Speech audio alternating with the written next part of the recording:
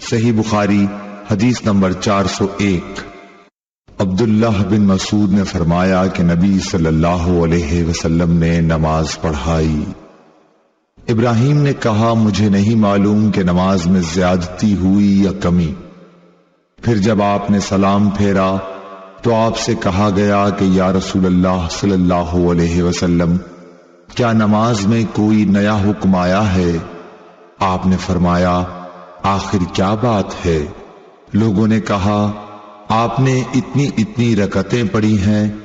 یہ سن کر آپ صلی اللہ علیہ وسلم نے اپنے دونوں پاؤں پھیرے اور قبلے کی طرف منہ کر لیا اور سہو کے 2 سجدے کیے اور سلام پھیرا، پھر ہماری طرف متوجہ ہوئے اور فرمایا کہ اگر نماز میں کوئی نیا حکم نازل ہوا ہوتا تو میں تمہیں پہلے ہی ضرور کہہ دیتا، لیکن میں تو تمہارے ہی جیسا آدمی ہوں، جس طرح تم بھولتے ہو میں بھی بھول جاتا ہوں، اس لیے جب میں بھول جایا کروں تو تم مجھے یاد دلایا کرو، اور اگر کسی کو نماز میں شک ہو جائے تو اس وقت ٹھیک بات سوچ لے اور اسی کے مطابق نماز پوری کرے، پھر سلام پھیر کر 2 سجدے سہو کے کر لے۔